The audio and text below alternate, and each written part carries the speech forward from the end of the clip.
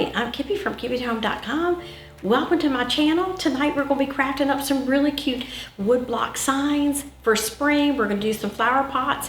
And this video is part of a collaboration with some other amazing crafters. So I will put the link to the playlist below. Make sure you check everybody out and let's get crafting. First thing I'm going to do is I cut out my Cricut design, and I'll have the link to that below in the description. So here we have my chalk paints. I'm going to use white on the outside and pink on the inside, and I'm going to do several of these pots, and I'm going to use them in those springy pastel colors. So let's get started. We'll begin with our terracotta pot. We'll paint the inside. To speed up the drying process, I used a heat gun. I wanted to get that pot dry so I could get on to painting the outside and put my little word on there. All right, we're going to start painting the outside. So I got my little paintbrush wet, and I'm going to hold it, like I told you, with my hand up inside it and start painting the outside. I'm going to use my heat gun again on the outside to dry it, and then I'm going to add a second coat.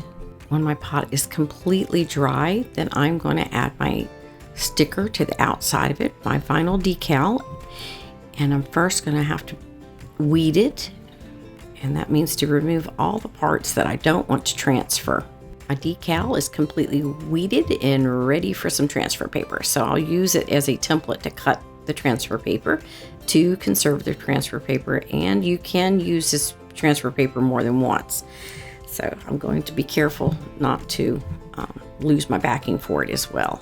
I'm going to line up my transfer paper onto my design, and I'm going to use my little scraping tool, if you will, to get a good stick on it, because it's going to need to lift it off of the original paper, and then you'll see it'll transfer so simply. All right, I'm going to try to find my center, and I'm just eyeballing it. You can put a rubber band or something there if you want to do a little more with that, but I don't think it requires that. So I'm going to use my little squeegee tool and kind of squeegee it on there, and then very carefully remove it. And I do want to note that I like to start in the middle and go up, and then start in the middle and go down, instead of starting at one end and going or side to side. These long letters can pose a little problem. And as you can see, they a little bit, sometimes you have to go back and do a little more. So after it's all said and done, you can go back and touch it up. You can put the original paper back on it that it came off of and squeegee it onto it a little bit more, but it turned out perfect. All right, let's make some cute little wood block signs, either one of our most popular things on our blog. We are going to paint this little 2x4, and it's out of the scrap pile. And I'll have more information about that below, so you can get all of that. But see, this imperfect wood, it's all right. And it's okay, you can make it rustic or whatever you like. But I'm going to use the pink. I'm going to paint it and we'll let it dry, and then we're going to do the same transfer. However, the transfer size is a little different, and I'm using a different color vinyl, so my decal will be light. You can paint the front, the two sides, and the top. You can also paint the bottom. I don't bother painting the bottom, but you're certainly welcome to do that.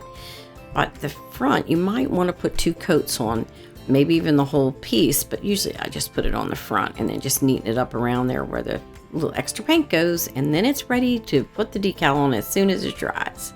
Same process is the bloom for the pot, is the bloom decal for this little block sign. This is a 2x4, and the measurements and all of that for each word is a little different, and I'll have that information below, so make sure you check that out. So you can cut the boards, and you can get your big box store to cut it for you, or you can cut it yourself out of your scrap wood pile. Same process as before. We're just eyeballing it to find the center.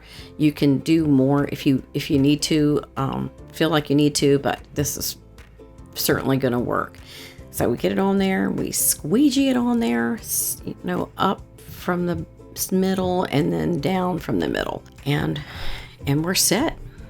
Looks great. All right, this is a different little way to do the sign, and this does not require a cutting machine, so no special tools or skills are needed to do this. We're just regular scissors will cut it out, and usually the design is the same exact size as your board.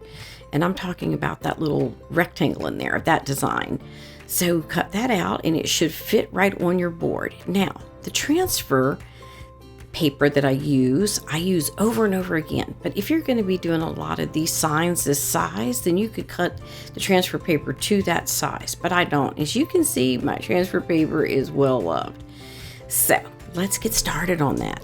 So I'm just kind of finding where the edges of this little piece of paper is going to go there. And if you're going to make a whole bunch of these, you can actually cut the transfer paper to the size of the board. And some people use a little painter's tape and tape it down. But it doesn't have to be that perfect for me. So I just trace kind of the inside out of my letters and it should transfer. And you might want to just double check to make sure before you pull the whole thing up that the white transfer letters have worked out real good. All right, my design turned out perfect. Next step is going to be using a permanent marker, and I'll put the link to that below. You're just going to follow along your outline. It doesn't have to be perfect. Don't worry about it. It's handmade and it have that charm and beauty of handmade. You can make these little signs and other signs out of scrap wood, out of old pallets, and we'll be doing a whole bunch more signs. So make sure you subscribe and ring the bell so you don't miss any of that inspiration. We've got standing bunnies that you can put in the yard, big eggs you can put next to them, and who wouldn't want to look out and see that and welcome spring in a little bit early this year. We all need a little spring inspiration. Oh, that was so much fun. These cute little signs turned out better than I even imagined.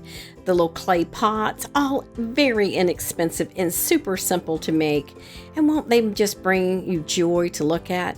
The little tote that they're sitting in, I made it another time, and I have a pattern and a DIY tutorial, and I can put that, and the little bunny banner that's hanging there, I made that too, and it's super easy as well. So I'll give you that. And then there's a little bunny pillow that I made, and I will give you the link to that. So just check out all those little links, and all those projects will be there. Y'all have a very happy spring.